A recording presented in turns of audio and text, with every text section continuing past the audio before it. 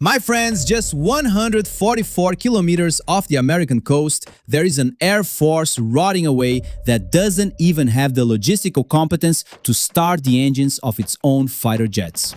And yet, it represents the biggest threat to hemispheric security right now. What you're about to hear now is not a rehearsal of the Cold War. It's the anatomy of a conflict that could erupt catastrophically at any moment.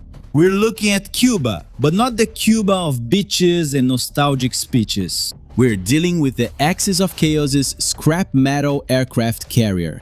A failed territorial platform, but one that quietly hosts the operations of the West's greatest enemies.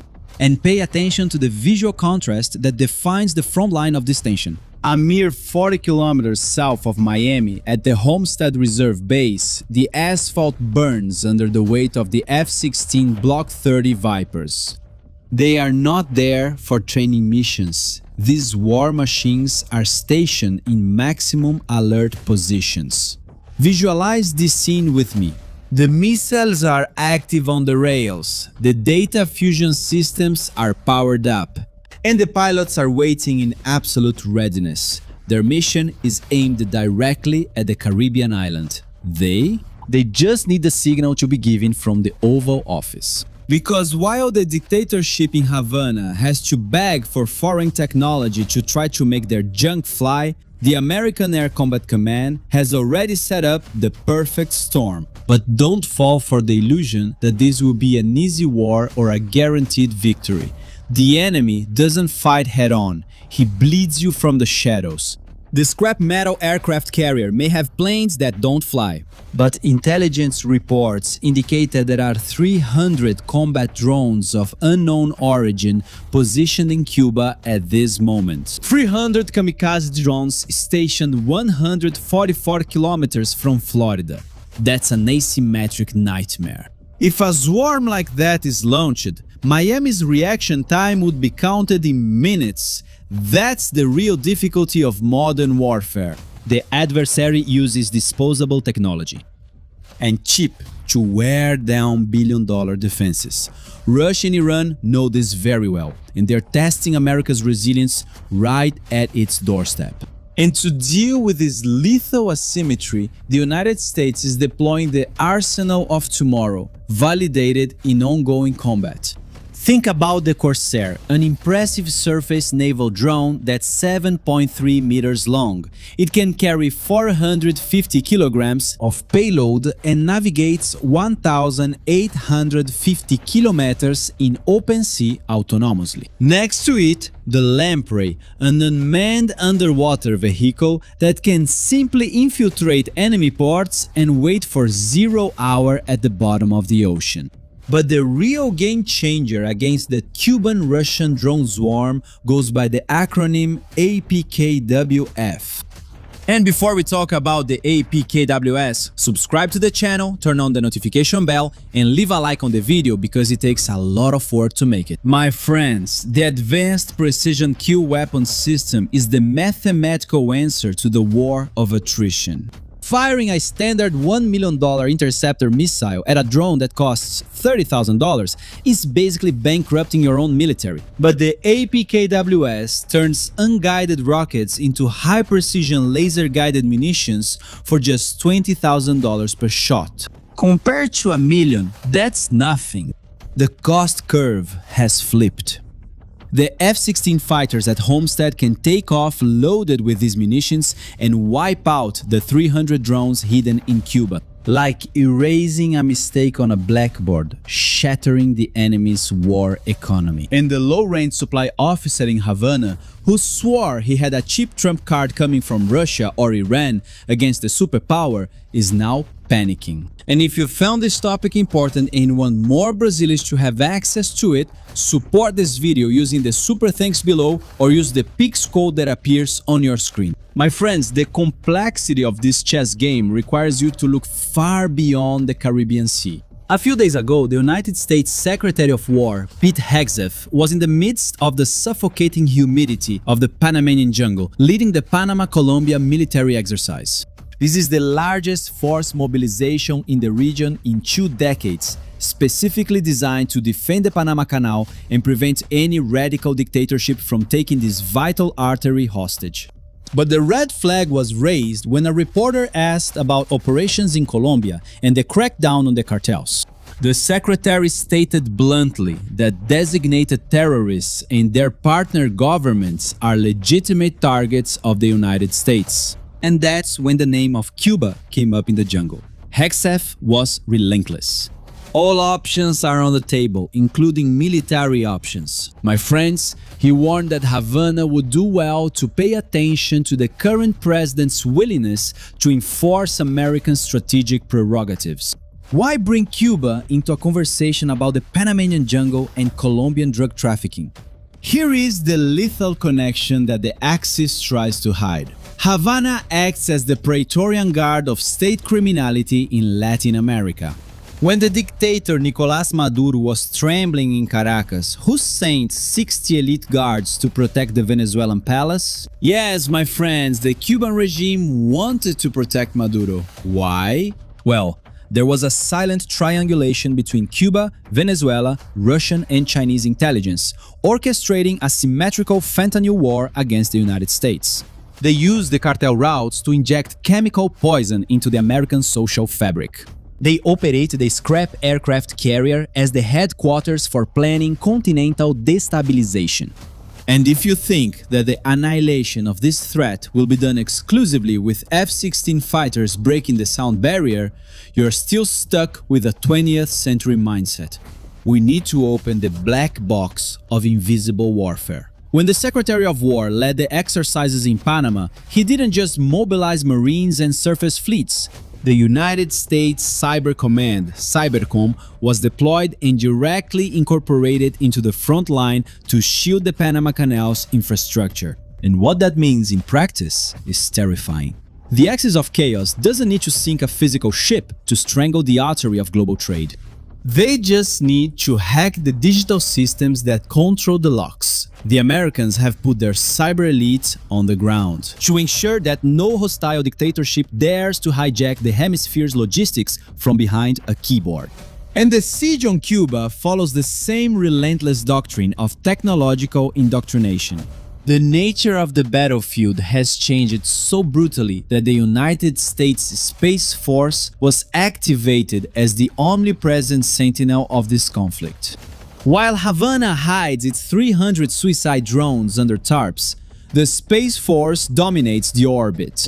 They control the satellites that expose every inch of Russian logistical movement on the Caribbean island. And if the American president gives the thumbs down order, Cyber Command doesn't even need to cross the physical border to neutralize the regime.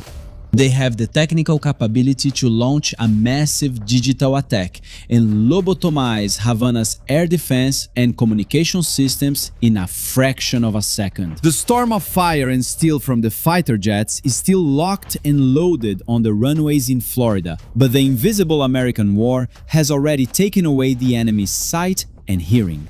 To understand how Washington is dealing with this invisible threat, we need to dive into the psychology of extreme decision-making. Imagine a fighter pilot at 1,600 km per hour in the cockpit of an F-15E Strike Eagle. At that speed, there is an exact moment when you must stop reacting and start deciding. Because if you wait for the threat to materialize before trying to react, you don't control the outcome, you just count the damage. Half a second of hesitation separates a successful mission from a casualty report.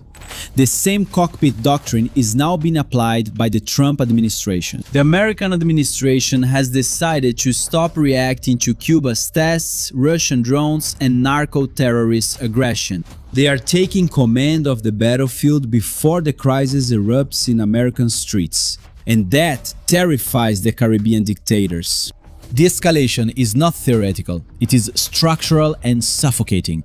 On August 4th, the Western Joint Task Force was activated as a permanent command. The anti-cartel coalition of the Americas now sits at the Southern Command headquarters with 18 partner nations, ready to hunt terrorist organizations, among them the PCC and Brazil's Comando Vermelho.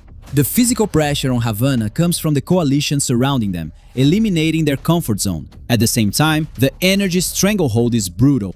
The Cuban regime is suffering from massive blackouts. They are being strangled because the communist machine is parasitic and cannot sustain itself without the crutch of neighboring governments. But the regime's resilience lies in its cynicism. They publicly claim that they are not a threat, that they are the victims of pretexts fabricated by Washington. Meanwhile, the US State Department wasted no time on moral debates. They imposed devastating and direct sanctions on 5 entities and 8 individuals linked to Cuba's military core, cutting off the means of acquiring weapons and drones purchased from Russia and China. Imagine the tension in the halls of Havana as they try to explain to the world that their shady purchases in Moscow are just tourism, at the very moment when American radars are tracking every move of their clandestine shipments. The fragility and systemic cowardice of these axes of chaos are spreading in interconnected ways throughout the world. What happens in the Caribbean finds its mirror in the Persian Gulf. Iran, a strategic ally of Havana and Caracas, senses the noose tightening and reacts in the only way cornered tyrants know: with piracy. In the last 24 hours, they fired a missile at the hull of the Andino oil tanker from the United Arab Emirates.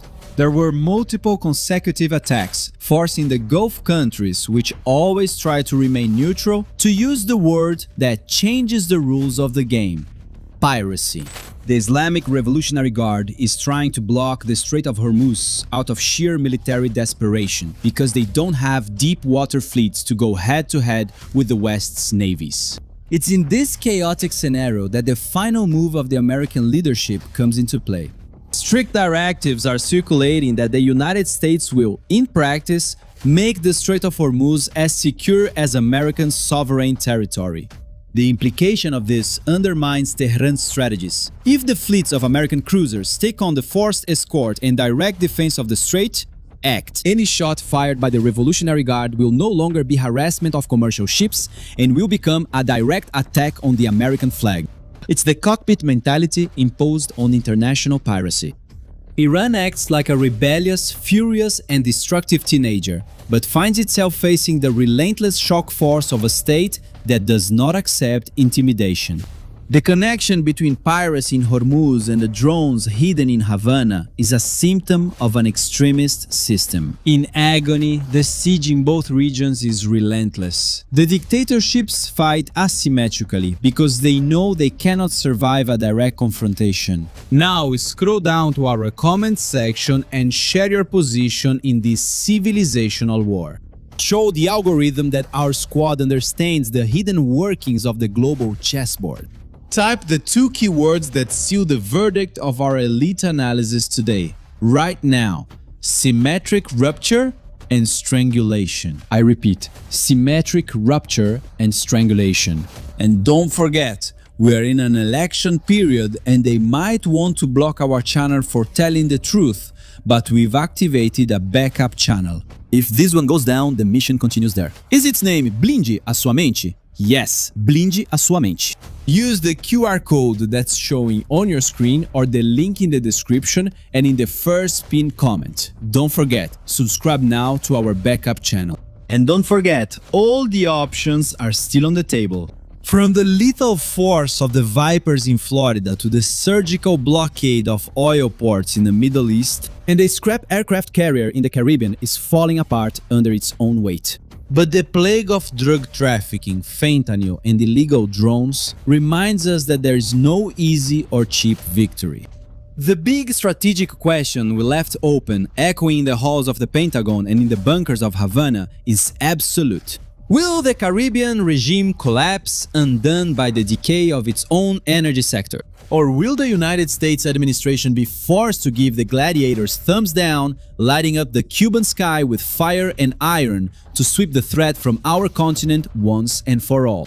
Naivety exacts a price that nations cannot afford to pay.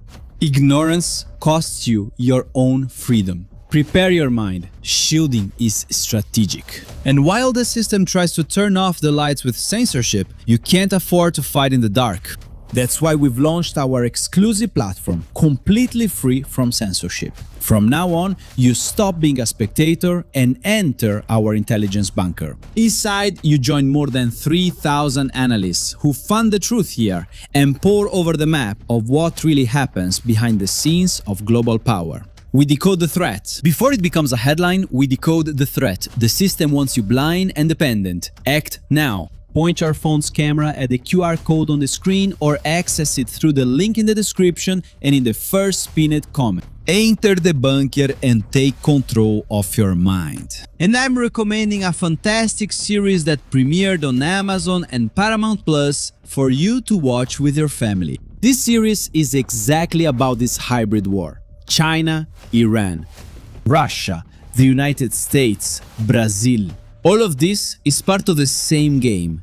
On our channel with tips about series and movies, we offer a fully curated selection without woke culture, without whining, so you don't waste any more time choosing a movie or a cool series to watch with your family. So check it out. The name of the series is Readiness, and check out our full analysis. And if this content was important to you, if you think more Brazilians deserve to have this knowledge, sponsor this exclusive episode now. The information is right here showing up on your screen, or you can use Super Thanks. Now subscribe to the channel, turn on the notification bell and leave a like on the video because it takes a lot of work to make. My friends, shield your mind. Yes, shield your mind. I am Shimon Oliveira and I'll see you in the next video. See you then.